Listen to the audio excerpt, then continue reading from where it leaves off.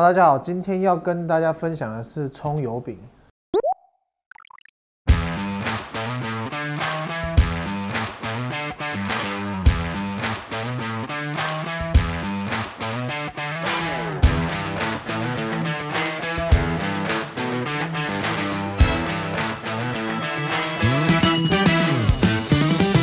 这个做法，我觉得能够做出古早味的那种又酥又香的感觉，是葱油饼。那我们可以来试试看。但是这个葱油饼有葱，所以可能不吃葱的人要想一下要用什么取代。对，大概这样子。那我们开始吧。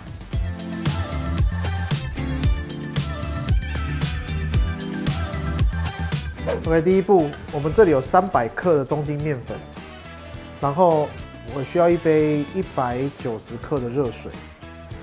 那我们可以用慢慢加的方式，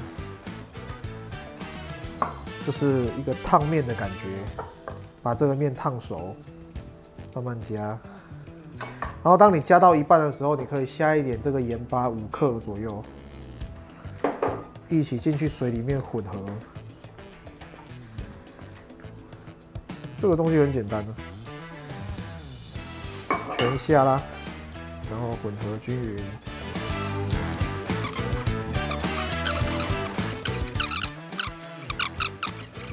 人家说的时候，要揉到盆光。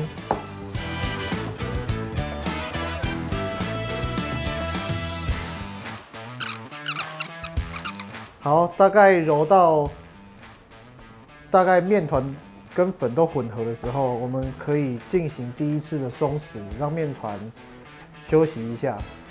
这一步很重要哦。我们总共会休息3次。不是2次，对，2次，应该是2次，我有点忘记了，应该是2次。那我们休息2次之后，它的面团越松弛，我们等一下煎起来就会越疏松。好，那我们就先让它休息一下，放到同一个钢盆里面去，然后把它盖起来，不要让它干掉咯。然后在松弛这段时间，我们可以先来切这个葱。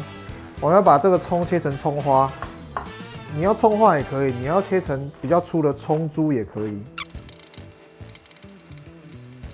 好，那我们切完之后，我们可以在葱里面加一点黑胡椒。哦，我眼睛快受不了了。好，然后加一点植物油，帮它拌一拌，稍微。让它所有的葱跟黑胡椒都均匀的沾满在葱上。好，就这样，就这样子哈。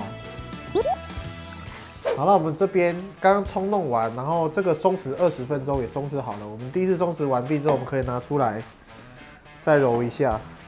然后这一次揉呢，我会在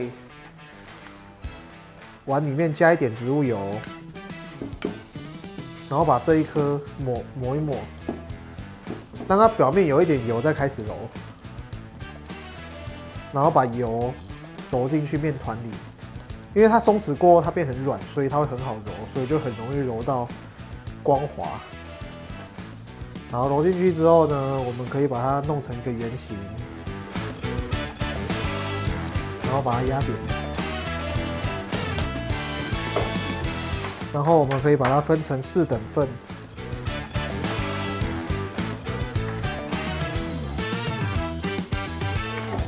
大概是这样子。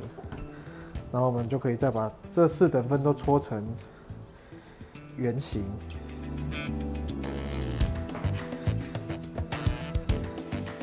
然后搓成圆形之后呢，拿擀面棍，然后你可以在你的桌上加一点油。然后沾上油，然后把它压扁，把它擀平。大家把它擀成长方形，我们就可以把葱放进去。葱可以把它铺。那葱的量取决于你，不要太多，因为太多的话会很容易破掉。大概这样子。然后我们就可以从旁边这边把它卷起来，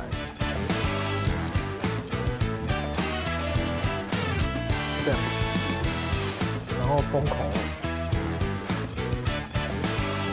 把口封起来，这样它葱就包在里面的。那因为我们等一下煎的时候，我们需要让它有更有层次感，让它每一层都有层次的感觉，像千层一样。所以我们可以尽量在这边稍微把这个面团卷一下，让它越有卷度越好。然后卷到这边的时候，把它由上往下的卷起来，收口，这样子，然后稍微往下压一下，大概是这样子。然后这个时候我们要再继续松弛20分钟，至少20分钟。那最多你可以放到明天也可以，放到明天的话也会很好吃，因为它足够松软。那我们就继续包。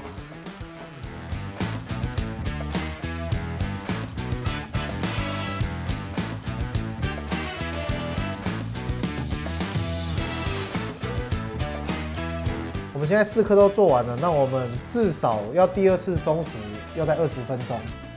20分钟过后就可以用了。那如果你有时间，你可以再更久一点，半个小时、40分钟、1个小时，甚至24小时都可以。它越松弛，口感会越好。我先把它盖起来。好，那我们现在时间到了，松弛完了，那我们现在就可以来把它擀平。这个拿出来把它压平。然后加一点植物油，然后直接擀平它。它馅料会炸出来没关系哦，因为就是要它炸出来。它先会有很多层的感觉。OK， 大概是这样。我们就可以开火，加一点油。来煎它的，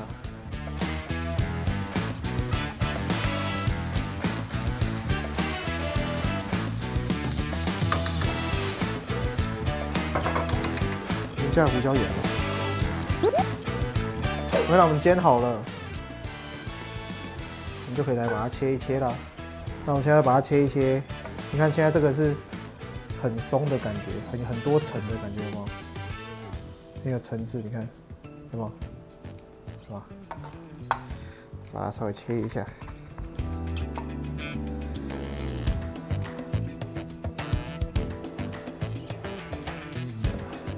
那最后再撒上胡椒粉就可以吃了。多酥啊！我来试试看。刚加了椒盐粉。